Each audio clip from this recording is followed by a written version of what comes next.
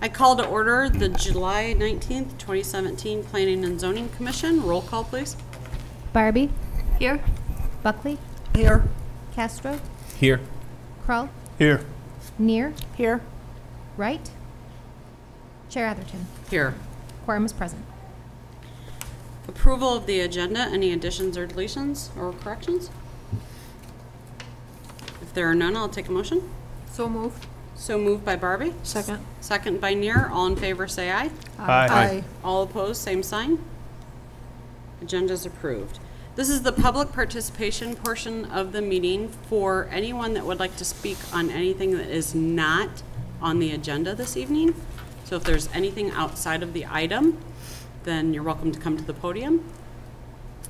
State your name and address, please.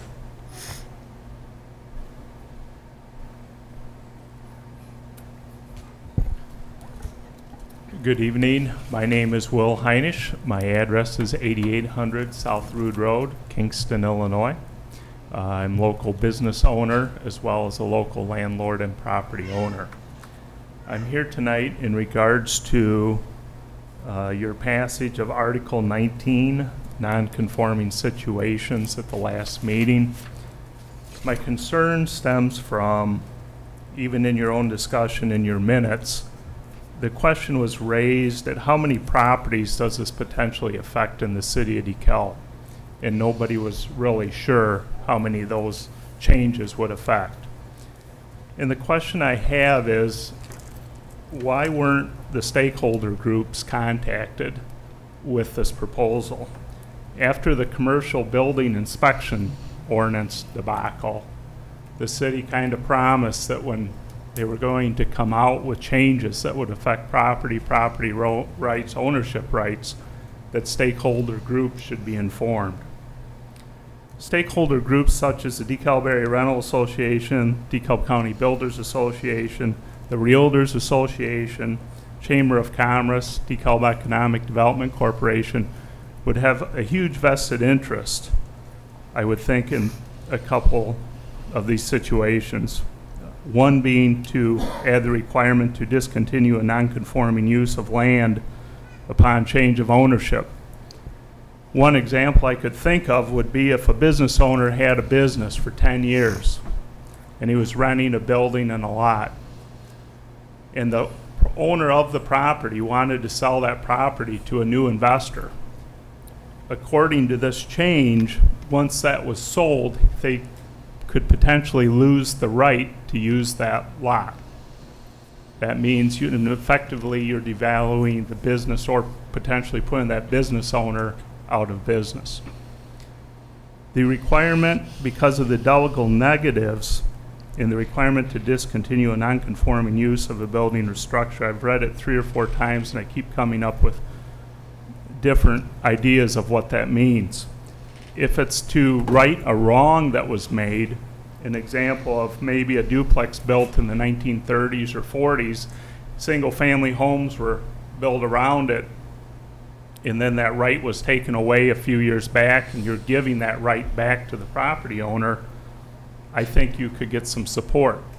Now if it means something different, then I would be opposed to it. But generally, anytime you take away rights, you're business unfriendly and you're devaluing property. In DeKalb, we're trying to be business friendly. We're trying to raise assessed values. We're trying to be positive. I think if you would have simply floated those out, and I would recommend that those be brought up to the stakeholders, because I think they could give you valuable input. The realtors, the rental association, their members, they would send those out to those groups. And those people that would be affected by those changes could have valuable input that could relate to the city and the city to you or come back to here. So my recommendation in the future, and I would ask that you would actually rescind your motion on Article 19 before that's properly vetted. Otherwise, before, if that comes to council, I would require that it be vetted then. But I would recommend that staff and this commission at least reach out to those stakeholder groups that are in place if you're considering changing the UDO and or regulations. Again, thank you for your time. I appreciate it. Just a note, Chair, the change to Article 19 the Commission recommended, that went to Council, and that was removed based on some concerns regarding the change of ownership, which is a current regulation right now. When the change of ownership of a use or building, that has to be brought into compliance, and the motion the Commission made was to exempt, if you recall, residential dwelling units or buildings that have 4 units or less were exempt from that. But that was pulled from the ordinance that was considered by the Council at their last meeting regarding any changes to Article 19. And the intent is to take a look at that entire section, Article 19, regarding non-conforming situations, and bring in people, stakeholders, like is being mentioned, to take a look at that whole chapter regarding those issues. But currently, right now, has been for several years, any change of ownership requires bringing into compliance. So, but that was taken out of the ordinance in front of the Council. So. Mr. Heinisch, did you catch that? Okay, I just want to make sure you heard that. Thank you. Is there anyone else in the public that would like to speak on anything not on the agenda? Okay, there being none, I close the public portion and move to the approval of the June 21st, 2017 minutes. Any corrections, additions, deletions?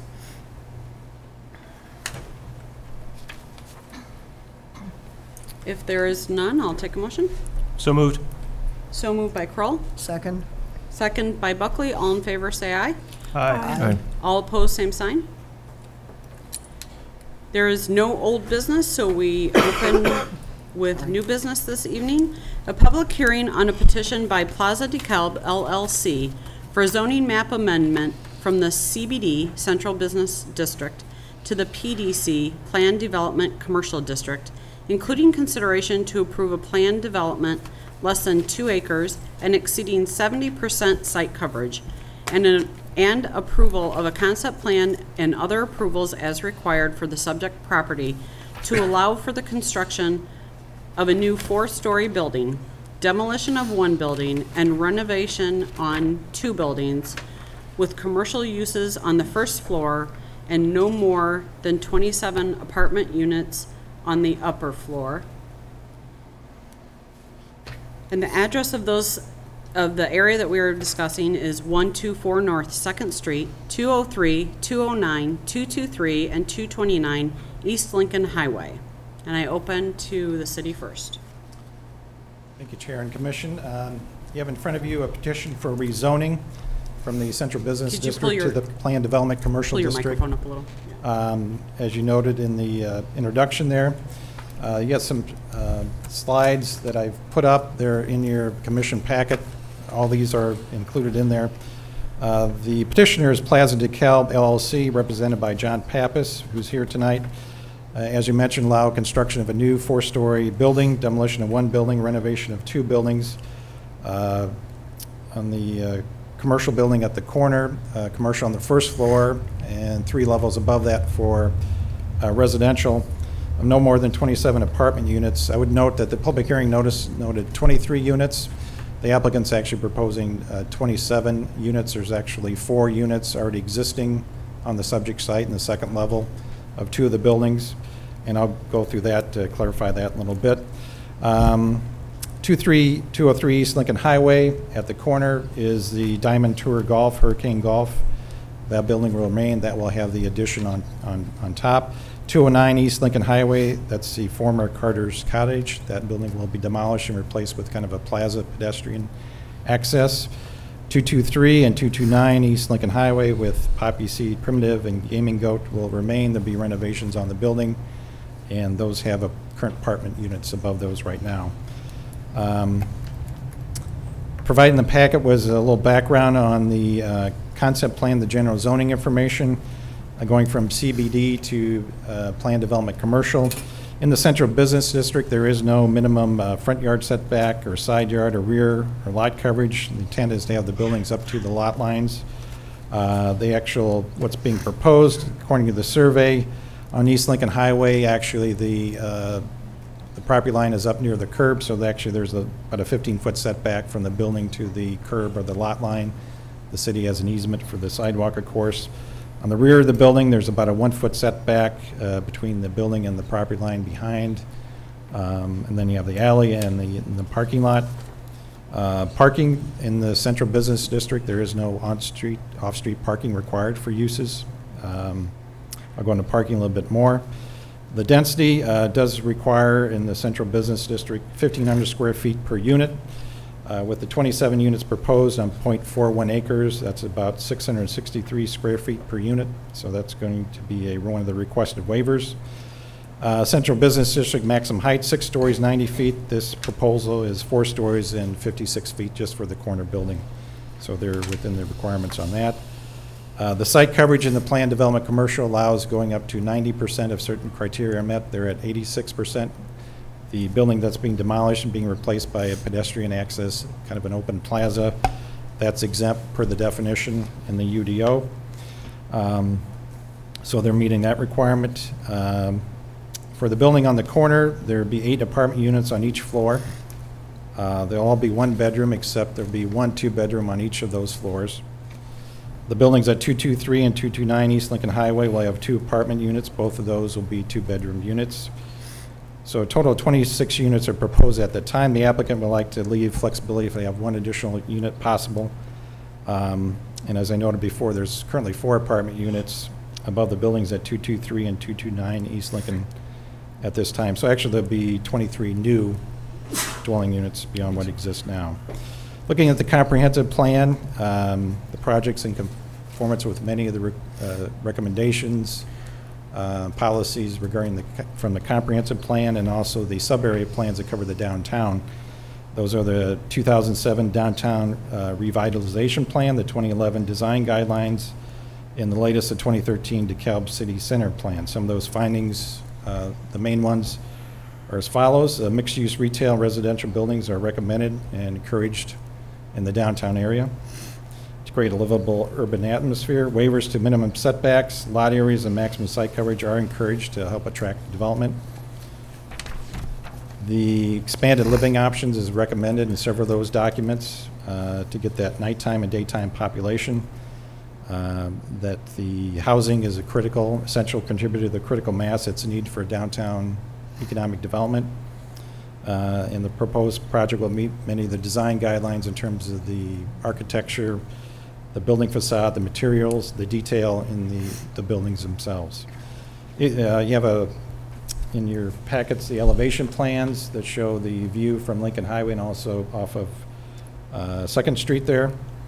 4-story building, 3 floors of residential above the 1st floor. 209, where that building is now and be demolished, there'll be feature a plaza and pedestrian walkway. The building at 223 and 229 will remain, of course, in its scale with some architectural enhancements. We'll have 4-sided architecture here with exterior mix of stone, brick, and enhanced materials. There'll be some minor modifications prior to the council consideration that the staff's working with the applicant on. And of course, commercial window appearance on the 1st floor, both Lincoln Highway and 2nd Street elevations. In your packet, there's a floor plan in your packet that shows the general layout of the floor plans, including the ground floor, which will be commercial on. There's a grocer that's interested in that ground level location. They'll take up, I think it's about 6,800 square feet. And then the northwest part of that will be the access to the apartments back in that. There's currently an access off of 2nd Street there. In your package, you have the view, of course, from Lincoln Highway. Another view there. This is a different showing the buildings at 223 and 229. This is the rear of the building behind 223 and 229. There'll be patios extended. There'll be apartments on the 2nd level, and there'll be patios. Allow the residents to come out on those above the ground floor. And the view there is the back behind the golf store building and the Carter's Cottage to the left there that will be demolished and replaced with the plaza. The floor plans, a little summary of those. You have the exhibit in your packet. Again, the 4-story building at the corner using part of the existing foundation. The plaza pedestrian access proposed for the rear of the buildings at 223 and 229. Commercial space on the first floor, about 6,700 square feet for a possible grocer. Balance of the first floor space at 203 will be the access to the upper level residential units. There'll be a lobby, mail room, hospitality room, and the elevator, of course. Full basements will remain on the buildings right now. The existing 4 apartment units on the second floor of the buildings at 223 and 229 will be converted to two-bedroom units. Some of the amenities are listed there, very similar to the Cornerstone project in terms of the amenities for the units, and the applicant will be able to go a little bit more detail on those. Looking at the parking, again, the UDO doesn't require off-street parking for uses in the downtown district. There are 51 parking spaces in the adjacent Von Buren Plaza directly north. There was a parking exhibit provided in your packets that showed all the available public parking within 1.5 to 2 blocks away from the subject site. And that distance, about 575 feet, is about the distance from the very end of a Walmart parking lot to the entrance of the store. So I'll give you some comparison of the walking distance there. I do note, too, that the applicant has 2 properties at the northeast corner of East Locust and 2nd Street under contract.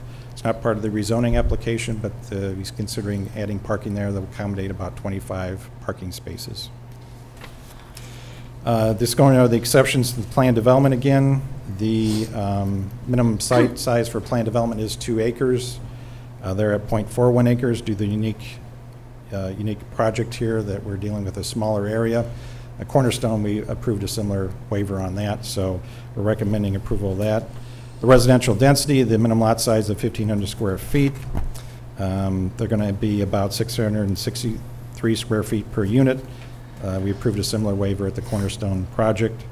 Maximum site coverage, again, we approved something very similar at the Cornerstone. They're going to be about 86% site coverage under the 90%, which is the max in the Unified Development Ordinance. Standards for a zoning map amendment are included in your packet. I'll just run through those. The first one talks about the rezoning, if it's in conformance with the comprehensive plan. Is it appropriate for the property? Does it follow the trend of development in the area? The 2005 comp plan recommends commercial. All the sub-area plans for the downtown area call for this type of mixed-use project in the downtown area with the residential and the first floor commercial. The second finding is does it comply with the UDO, and I went through the waivers on the UDO regarding minimum lot size, density, and site coverage, and due to the uniqueness of the project, there's justification for approval of those. Detrimental effect on the long-range planning and development of adjacent properties. Obviously, the downtown area is fully developed. It won't have a detrimental effect on the adjacent properties. The PDC provides the applicant in the city to flexibility. It provides ability to provide innovative design in terms of the building and layout. And this project certainly meets all those requirements. It's a highly visible corner, which will spur additional economic development downtown, add to that daytime and nighttime population which is needed in the downtown. Item 4 just relates to the appropriateness of the PDC, which I went over before. And 5 talks about adequate utilities, public facilities in the area, and there's adequate utilities up to the site, of course, already served by that, and public parking in the adjacent area. Public input we did receive, which are in your packets and made part of the record, citizen response forms from building owners at 201 East Locust and 241 East Lincoln Highway, indicating their support for the project, and they're in your packet. Also received citizen response forms from the owners of 235 East Lincoln Highway, objecting to the petition, and the owner of 143 and 147 North 2nd Street, indicating 2 concerns. Those are also in your packet and made part of the record. So the staff's recommendation would be to approve the rezoning and the concept plan, which is in your packet. This will allow the redevelopment of a highly visible corner of the city. Similar to Cornerstone, this should add to more economic development in the area, add to that daytime and nighttime population, improve the appearance of buildings in 2 locations in the subject site. We have a sample motion in your packet there that approves the rezoning for the subject site, and this subject to staff comments regarding some minor architectural elevation changes be addressed prior to consideration by the City Council. I believe the applicant, Mr. Pappas, wanted to mention a few things, but if there's any questions from the Commission, I'll certainly entertain those.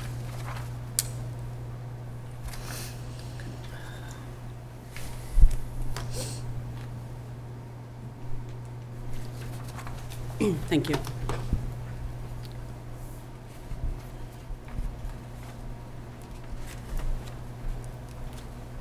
If you can state your name and address, please. John Pappas, 3 Fairway Circle. I'd be more than happy to address any of your concerns or questions you may have for this development.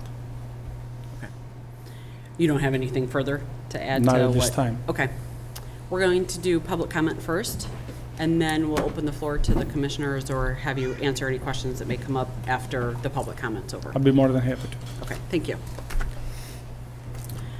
Okay, so at this time, we open up the floor to anyone who would like to speak to this item. You're welcome to come to the podium, state your name and address for the record.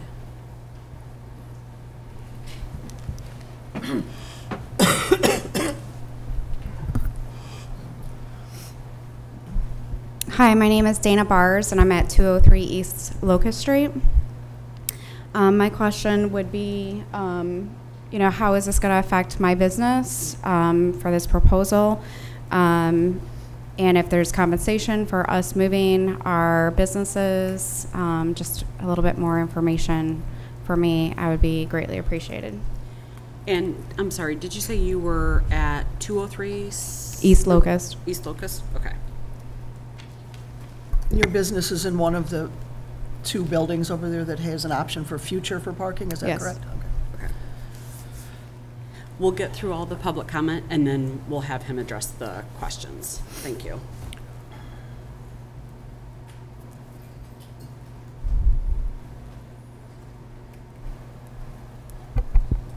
Hello, my name is Dina Lamana, and I currently am a resident tenant at 229 East Lincoln Highway. My concerns are also the same as hers of what is going to happen to those tenants during this renovation process. There are 4 apartments up there, all 4 are occupied, and it sounds like there's only going to be 2 after the renovations. What will happen to those tenants in the meantime? Thank you. Thank you.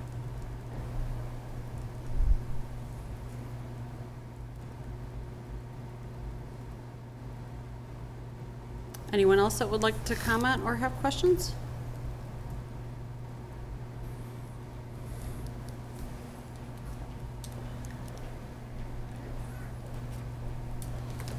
Hello everyone, my name is Abraham, homeowner, taxpayer. Thank you, City of DeKalb. Thank you, people of DeKalb that are here. I have a couple of questions for Mr. John Pappas. He's gonna want, I think the tax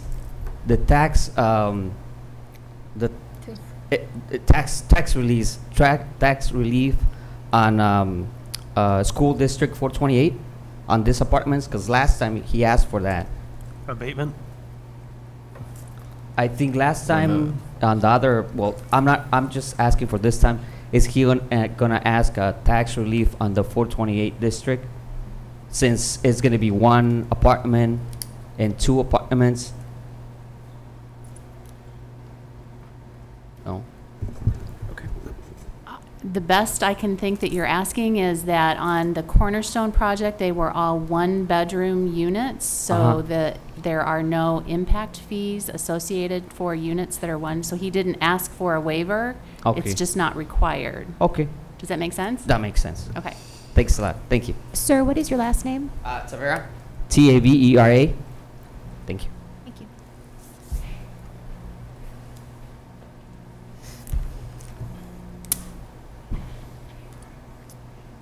Anyone else?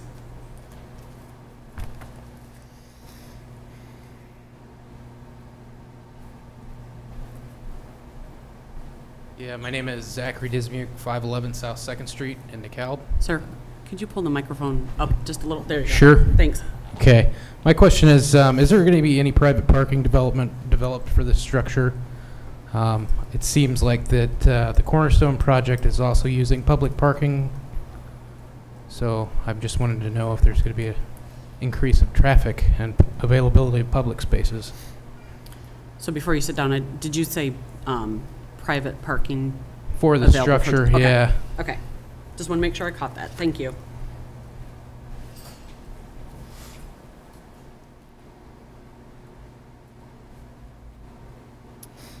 Anyone else? I'm not closing the public comment yet, but I'd like to have Mr. Pappas come up and help us, or answer for us, if possible, some of the questions that came up. So the first one was the question about how it will affect the business at 203 East Locust, and potential compensation for moving their business. And I believe that was the potential 2 parking areas that Mr. Olson had mentioned, correct? Am I getting my areas mixed up? My intent, Yes. Okay. my intent is to keep the 2 businesses, working around them, Poppy Seed and Gaming Goat. So we're gonna work around the construction, and I like to have a long-term business relationship with them and upgrade their business with better visibility. So that's my intent for the commercial, those 2 commercial businesses. The building next to the golf shop, they have a year lease. I will honor that lease. When the lease is up, I will not renew it, and we're gonna demo it to do an outdoor patio with rooftop units for the residents. As far as the 4 apartments upstairs, we're gonna turn the 4 into 2 penthouses with their own private rooftop units. Their leases, they're up July 31st, I believe. I will honor those leases or whatever, but after that, they would have to vacate. And then the private, I'll go back to the first question in just Yeah. a second, though. The private, so the third question was, will there be private parking developed for this structure that you're proposing? No, will not be any private. I think the first question was regarding the 203 East Locust, the parking on Locust and Lincoln. I believe, is that the hair salon or? Day spa. I own 13 hair salons in Sycamore. I'd be more than happy to meet with them, and I would definitely find them a place to relocate or upgrade at the current location, if it's necessary. So I've done a lot of hair salons.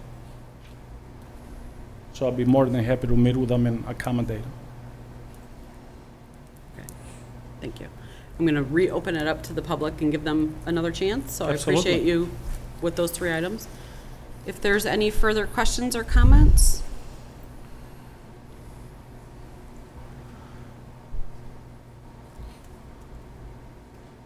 Okay, one more opportunity for anyone that would like to speak before we close the public comments.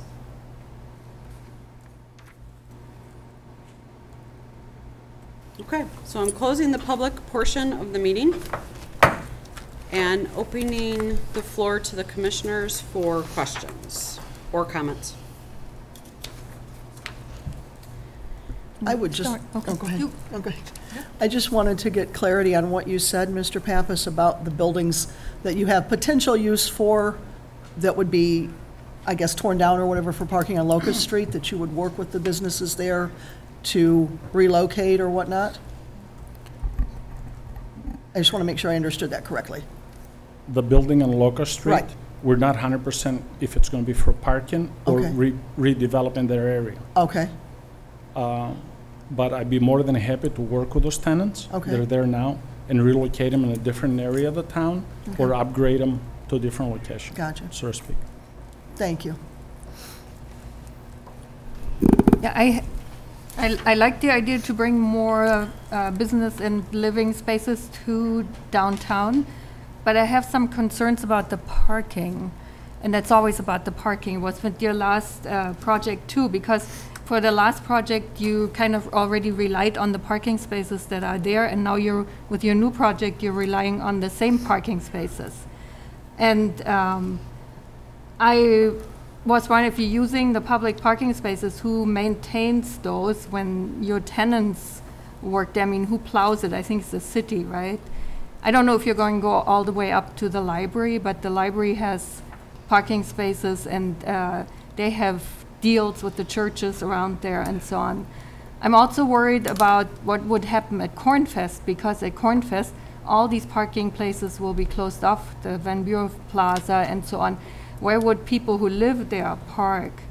And then the Thursday markets that we have in DeKalb, they would also close off the whole Van Buren Plaza.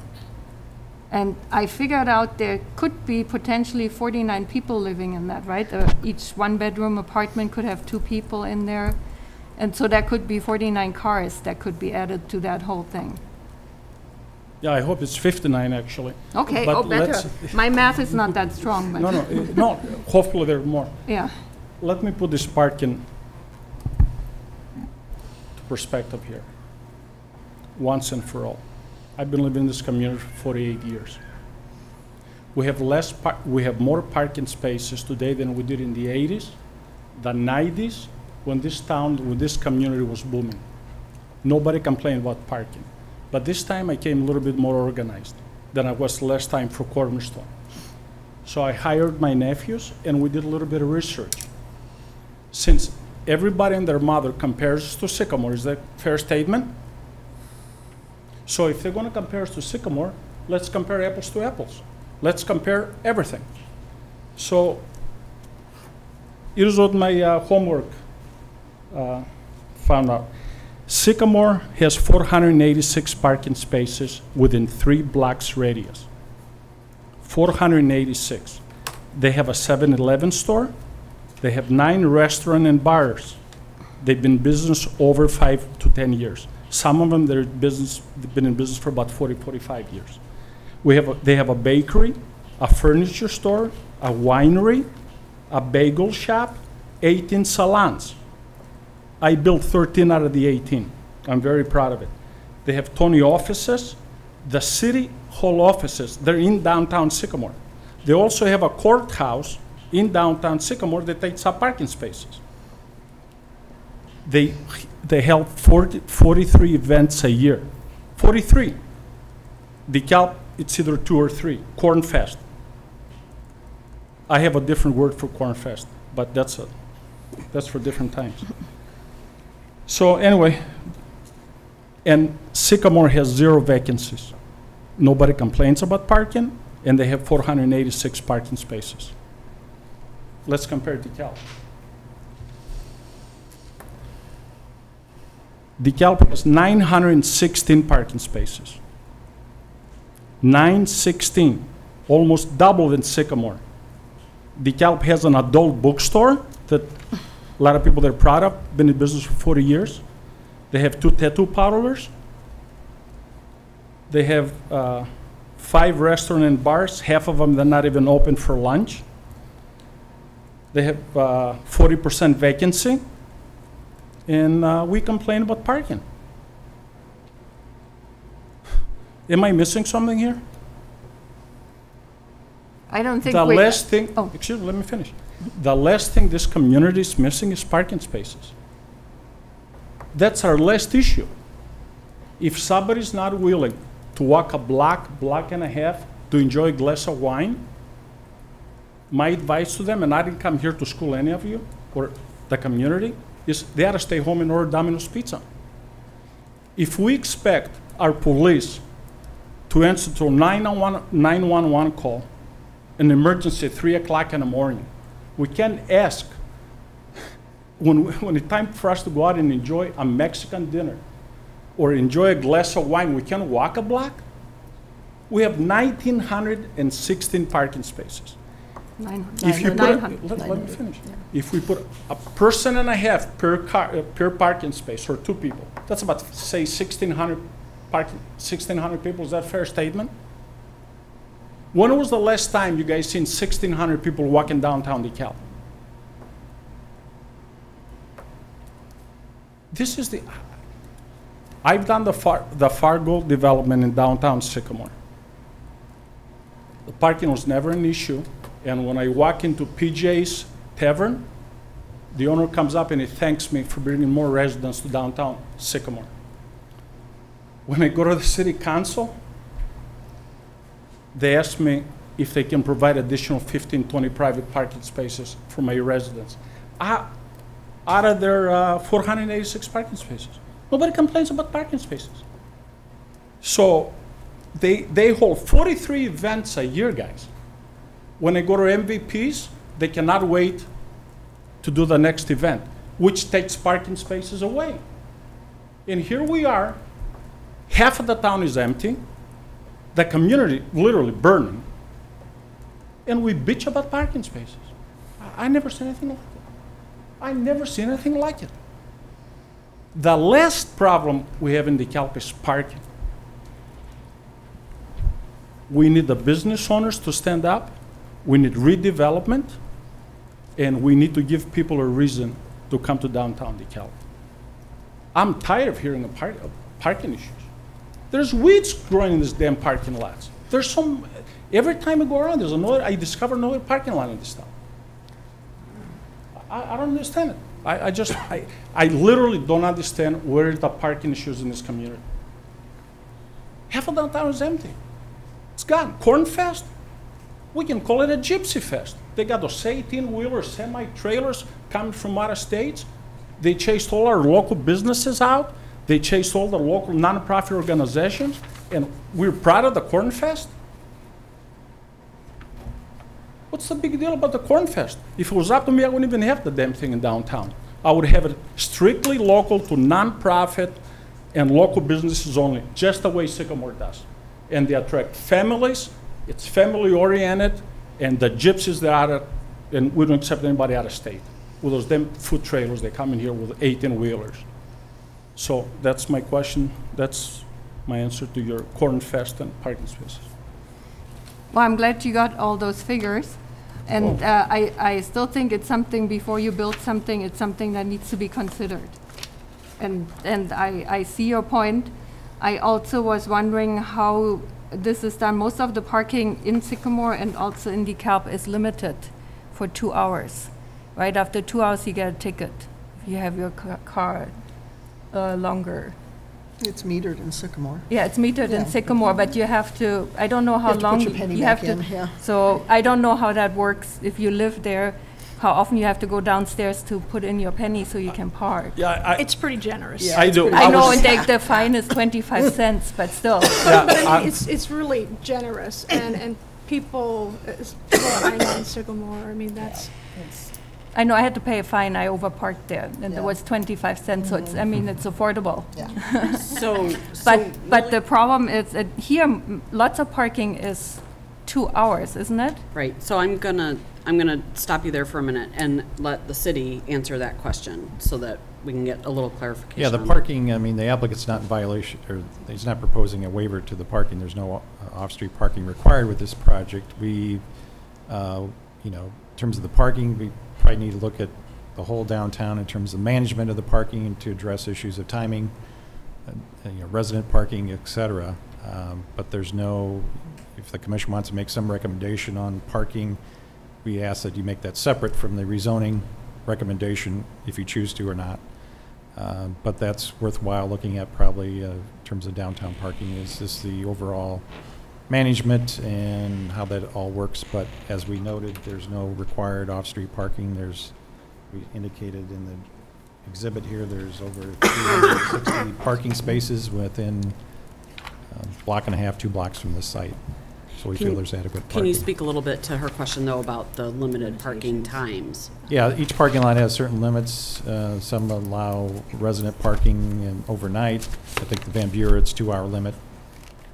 And then there's certain days where there's no parking between 2 a.m. and 6 a.m.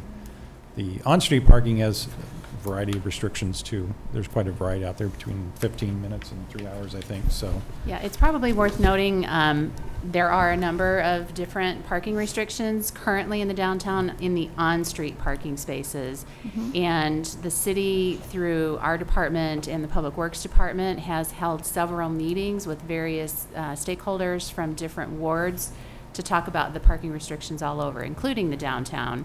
And the thought process behind downtown is to change all of those various different time restrictions to a 2 hours that would end at 4 o'clock because the comment we heard from merchants and restaurants in downtown is, if it's 2 hours and somebody wants to come to the downtown and have dinner and go to a show, then you pretty much have to move. So if you come at 4 and go to dinner and you park for your 2 hours and then the show is at 6, then you're kind of good for the rest of the night. So that is going to be coming before the council fairly soon.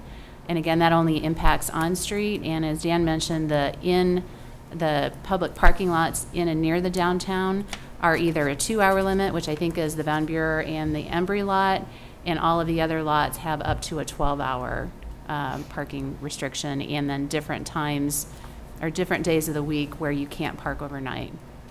And what are the expectations for parking for Cornerstone? Was there one of the parking lots that you felt that the residents of Cornerstone were likely to use? The city does issue, we have downtown resident permit parking spaces that we issue to residents that live in the area that wish to purchase them. They're $120 a year and entitles them to basically park in the 12-hour lot, so it would exclude the Embry and the Van Buren parking lot, and excludes them from the restriction that 2 a.m. to 6 a.m. restriction, so they could park there all night. We have about 20 people-ish annually that apply for and receive those permits, and they can park in any of those other lots that don't have the 2-hour limit. Okay. So if they happen to park in a 2-hour limit one, despite the fact that they have a resident permit, they're still going to be ticketed then if they don't adhere to the? Okay. Yes. Okay. Does that help answer your question, Katerina? Yeah, I think that's something that needs to be worked out maybe, and before people move in. We've talked about that a little bit too for the Cornerstone, and something that some people have said here, I just want to clarify for Cornerstone. His project for Cornerstone is constructing parking as part of that project. He is not relying on the city's public parking for the Cornerstone project.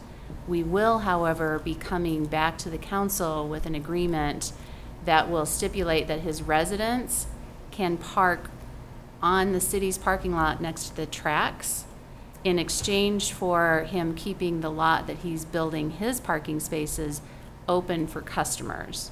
So we're kind of working that agreement out to make it more convenient for customers in the downtown. Thank you. Anything else? We're good? I'm good. Good. So, it's my turn. I have a few questions and comments regarding parking, and for the sake of speaking my piece on this one. I think on the previous project, I said something that I hope was clear, but if anything, I'm going to reiterate it here, and that is the fact that parking and a vibrant city are like the chicken and the egg. What is going to come first? At that time, I expressed that I prefer the vibrant city with a problem of parking than an empty city with no problem parking whatsoever. So I hope that we have people enjoying the downtown area because they live there or because they go to the restaurants and so on and so forth, and have to deal sometime in the future with the problem of parking here rather than the other way around. At the same time, if there is a place in the city, a forum in the city to have this discussion, the easy ones and the difficult ones is one of the places to have those discussions. So I really appreciate bringing up the topic of parking. I have a few questions. One of the questions that I have is there are at least 2 properties here that just by the look of it seem to me to have some historical significance. Does the city have any comments on that? And I suspect that it's not at 203. Is it 229 and the one adjacent to it? I mean, is there any significant historical character to this, or?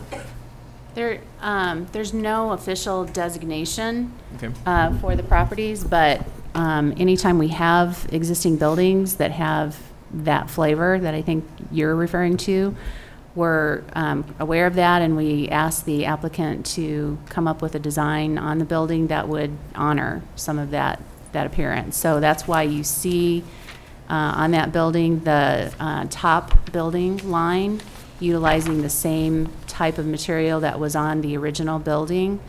I'm also a staff liaison to the Landmark Commission, so I did share this drawing with them, and they have some comments and questions about it, which we have referred to the consultant, which is doing an inventory of all the buildings in downtown, so they may come back with some recommendations about how to replace those bricks or whether those bricks can be utilized. So the two buildings that you're referring to, actually all three of them, the one that's being torn down and the two buildings east of there, have significant water damage issues that result from bad roof issues. So Mr. Pappas's proposal is to repair, start from the top down, repair the roof, and then one of the other concerns that he had was that those water damage issues were causing the front facade to lean out. So that was part of his reasoning for doing a remove and replace of the bricks on that facade. The question the Landmark Commission had of our consultant is, if you fix the water problem on the roof, can you then salvage any of the existing facade material? And I don't have the answer to that question yet. The applicant has been very willing to work with the city and staff on addressing similar types of issues. So, if there's things that can be done, I'm sure we could talk to him about that. And at a very minimum, one of the things I talked to the Landmark Commission about was following some additional parts of the existing building and incorporating those brick patterns, more of those brick patterns on the new building. And again, I think the applicant would be willing to do that. We just need to get a little bit more information from our consultant. Okay. And the corner building, as you mentioned, is something that nobody had any issues with adding residential above it. Because interestingly, in DeKalb's past, a building on that site was a former hotel at I don't remember if it was 3 or 4 stories, that burned down some time ago. So the history of the building on that property was a taller building. Oh, wow. Thank you. I have more questions, but I don't know what. Go ahead. Go ahead. All right. Keep going. Mr. Pappas. Yes, sir. We had a discussion last time about something that in business is very, very fundamental, and that is diversification. Last time we were talking about 100% of the units were single bedrooms. Now we have almost 100% single bedrooms. At that time, you responded that for that other project, which is not what we have in focus now, but at that time you mentioned that you had some research done on the needs for the community, and that was, you felt the response was this single room apartments. We are extending that.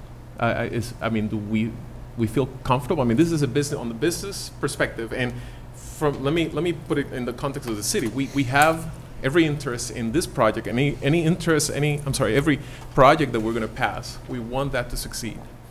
So diversification, it's almost 100% single bedrooms. You're comfortable with that?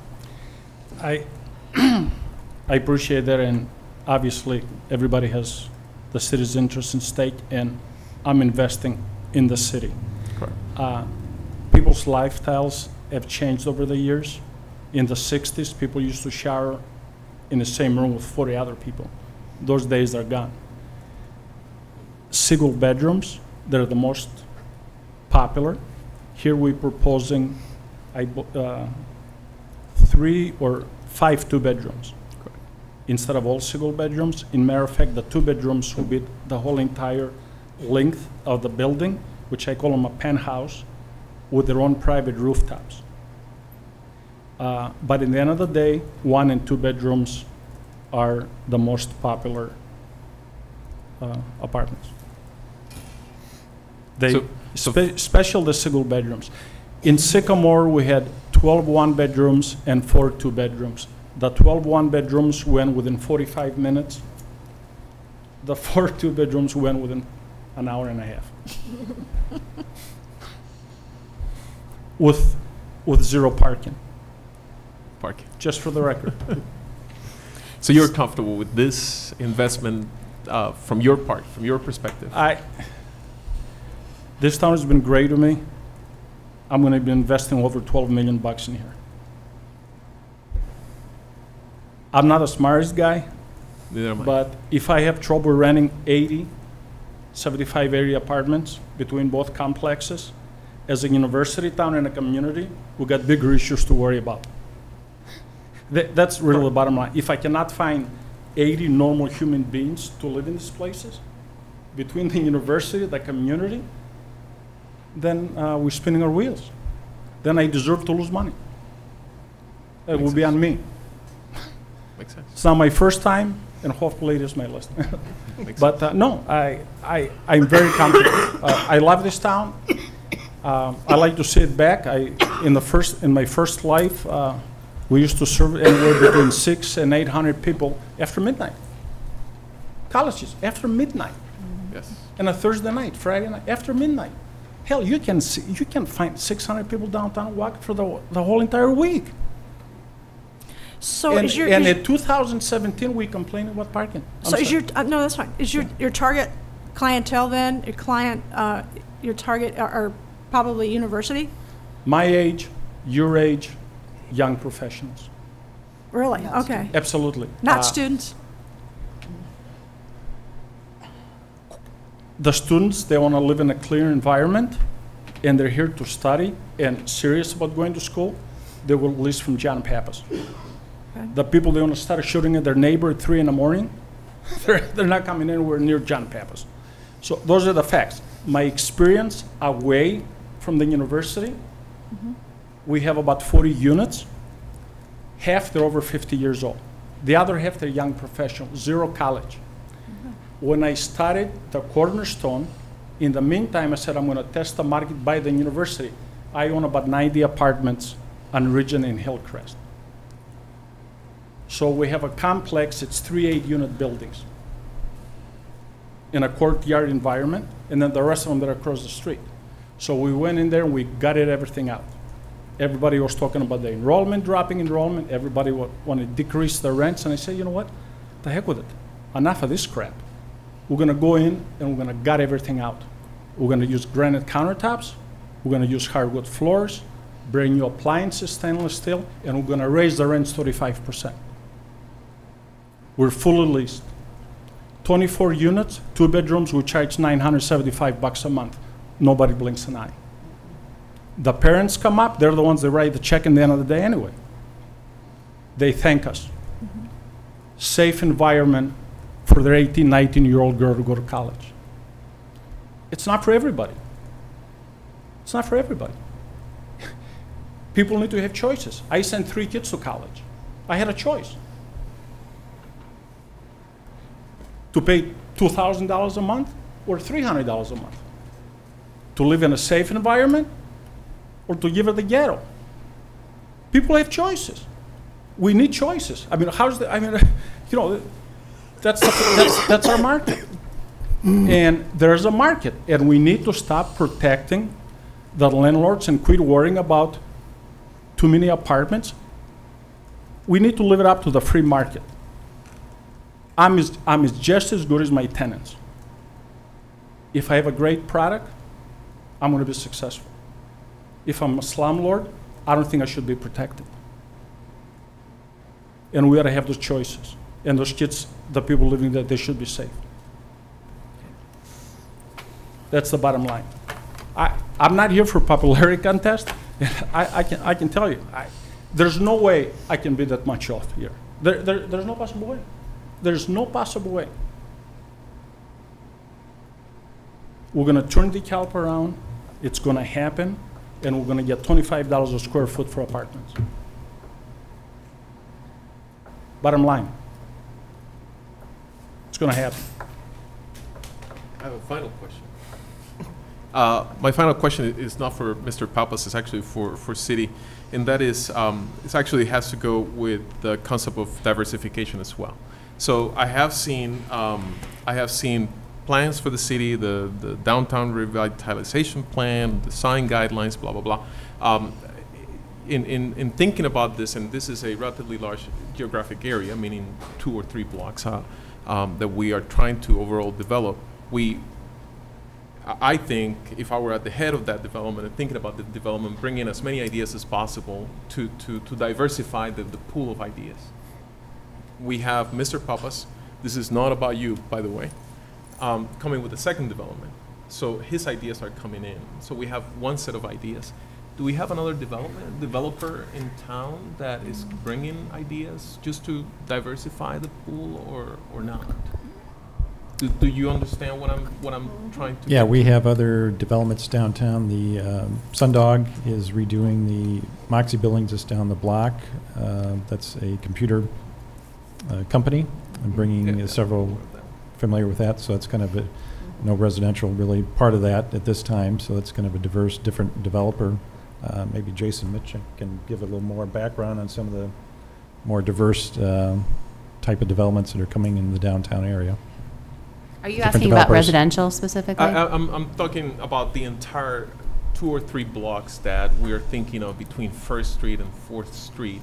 And all I want to make sure of is that when we think about all the entire development, we are entertaining a number of diverse ideas that, you know, we have to choose from, and therefore we have the best of ideas out there. Yeah, we're looking at things, Egyptian theater, STEAM project. There's a, you know, institutional, residential, variety of commercial, retail type uses. So there's quite a variety there. So Jason can Cheers, speak a little Jason. more to. Yeah. Thank you, Commissioner. Yes, as Jason, part of can you state who you are? Sure, So the public Jason knows? Michnik. I'm the Economic Development Planner in the Community Development Department. As part of the city's looking at the 2 TIF districts that we have that are coming to an expiration, we are identifying all of the potential redevelopment projects, especially focused on the downtown core, as you mentioned, between 1st and 4th. We believe that there are several other projects that don't relate specifically to just residential. Thinking about it as a placemaking exercise, we would like to bring in more than just residential. I think you do need to be cognizant of the idea of trying to create a critical mass in the downtown to support businesses, and a part of that critical mass is a nighttime population of additional residents. The other strategy that we're looking at is daytime residents, so that's specific types of businesses that attract people that are foot traffic drivers in themselves, possible tourist destinations. As Dan mentioned, we're looking at the Egyptian Theater, and the STEAM Learning Center has been mentioned in past discussions with City Council, and also looking at other types of developments that are neither residential or commercial based. But yeah, no, we are certainly thinking about diversifying the strategy for the placemaking exercise that we're trying to do here in the next few years in the downtown. So having mentioned those other projects, is it your opinion that these 2 projects, Cornerstone and the corner of 2nd and Lincoln Highway, are good fits to the overall plan? Yes, it is my opinion that these are great stepping stones to attracting. You had mentioned other developers. There has been interest from other developers in the downtown, and other people looking at doing redevelopment of existing buildings in the downtown. Because of that process and the sensitivity of business and investment, I can't share anything with you at this time, but there are people that we have been talking to, yes. Thanks. Thank you.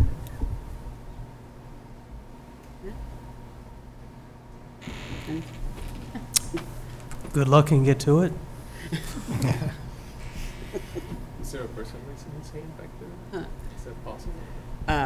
Yeah, I wanted to comment. I have noticed a gentleman in the back raising his hand. Unfortunately, we have closed the public portion of this meeting.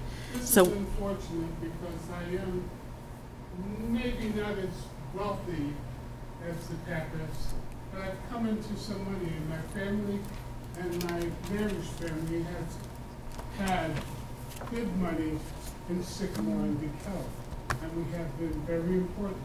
And yes, Pappas have done good things for this town, but this works against, literally, the feeling of a good local small town.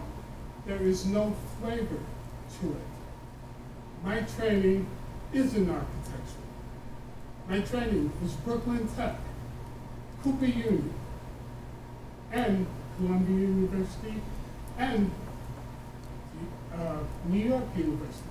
And I pay attention to a lot of them. I'm a licensed Could you have it come up to conductor, at least the podium and mic so we can hear or get it on? electrician, and a AA cabinet maker, along with working with companies that help destroy or enhance Schaumburg and Naperville. I have built many houses, and you can still see my work downtown at the Harold Washington Library and a lot of such. Again, your downtown does not need a monstrous 4-story building on the corner. And parking is very, very important. I do work in the 56th ward in Chicago. I pay attention to these things. Now, again, I'm not as wealthy, but I have been investing, and I am now growing. I own, in the family cooperative, a lot of property in DeKalb and Sycamore, and we're starting to grow even bigger. But you have to keep, at this time, a small town feeling to DeKalb, and unfortunately, you're starting to kill it. If you want it to be a canyon, like on the north side of Chicago, start building these 4-story monsters, and you will have a canyon with no sun, no feeling as you go through. What you do want, and fortunately Sycamore still has it at the moment, is a pleasant downtown that you feel like you're going in.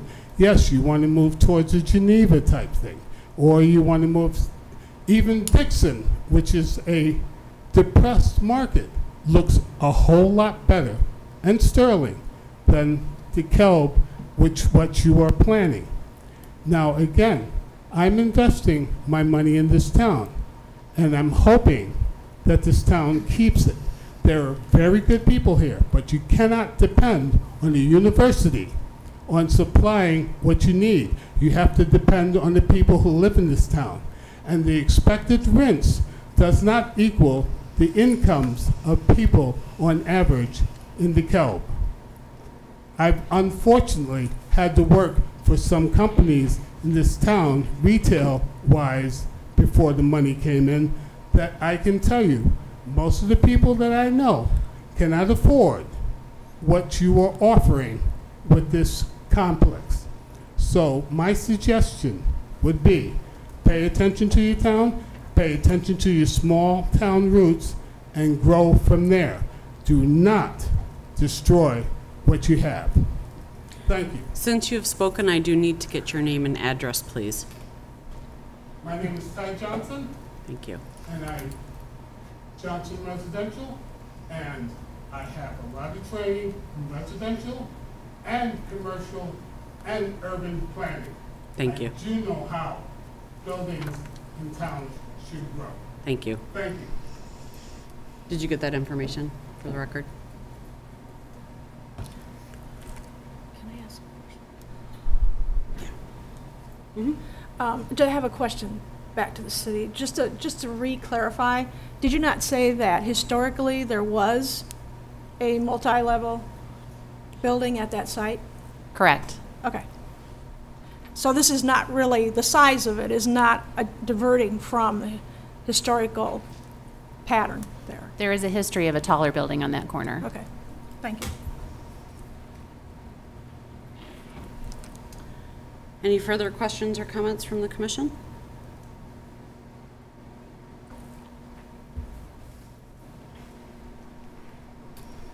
Any further comments from the city before we consider a motion? Nope.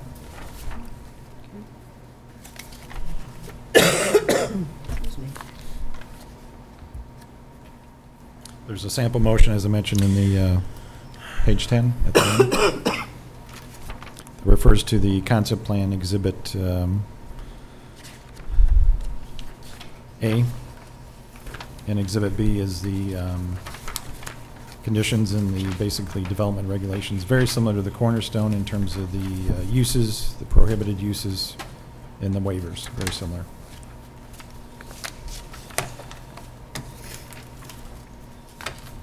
I'm prepared to make a motion.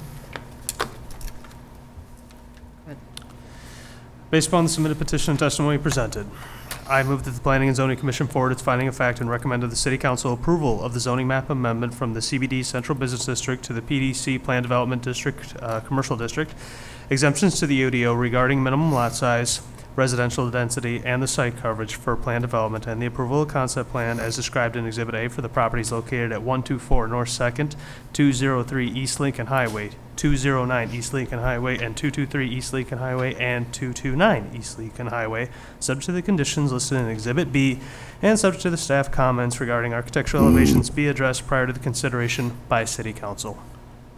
I have a motion by Kroll. Second. Second by Buckley. Any discussion? There being none, roll call. Barbie, Okay. Yes. Buckley, Yes. Castro, Yes. Krull, Yes. Neer, Yes. Wright, Atherton. Yes. Motion passes.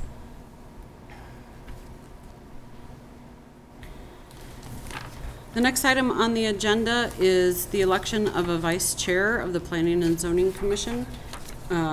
With some discussion with the city, we had noted that we had not elected a vice chair. It is not in our bylaws that we must, but I know in the past we have had a vice chair in the event that I'm not able to be here or conduct the meeting, or if I have to step out at a meeting. Is there anyone that would like to put nominations forth for interest in being vice chair? Or would like to nominate anyone?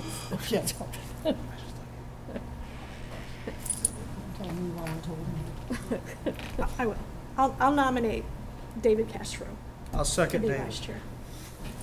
So the nomination. I'll second your second. We have one nomination on the floor for David Castro and a second.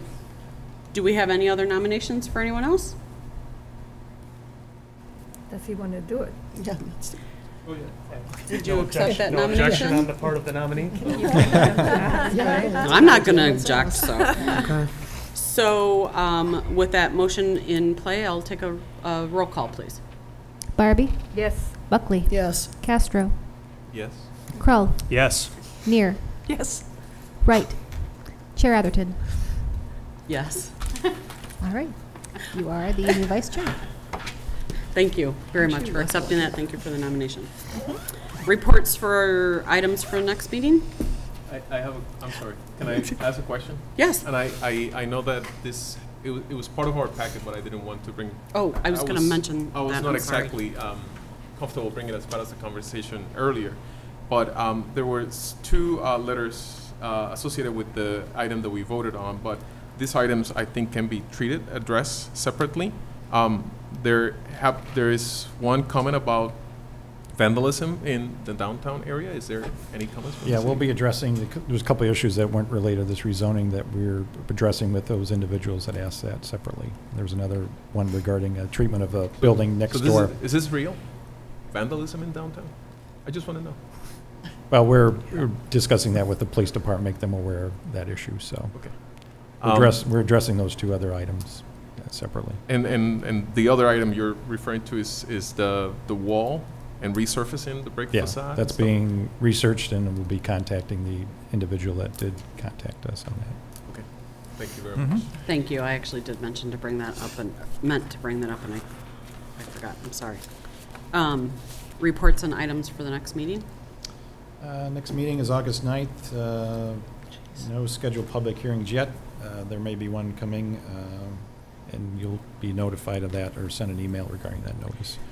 I just want to add to kind of follow up on what Will Heinisch had mentioned with regard to the Article 19. Just to be clear, so your recommendation did incorporate that change, and subsequent to your meeting, we had some calls and questions about, did it go far enough? And I think we explained it to the people that called, that it was intended to clarify. I mean, it wasn't meant to take anything away. In fact, it was giving some rights back, and the real complaint was that it didn't go far enough in their opinion. So it was clear we needed to vet that a little bit more and have further discussion about that. So rather than delay everything, We just pulled Article 19 out so we could keep everything else in and pass all of the other minor changes and cleanup language, and most importantly, on the social clubs and those other items you discussed. So we may try to use that next meeting, if everybody's available for that and we don't have a public hearing, to have further discussion and dialogue about a few, because we're going to have to bring that back again. We're going to have to renotice it and do another official hearing about that specific section. So it would be a time for us to have just have a discussion very on it. casual conversation about it. And the council did approve those other amendments that you had recommended.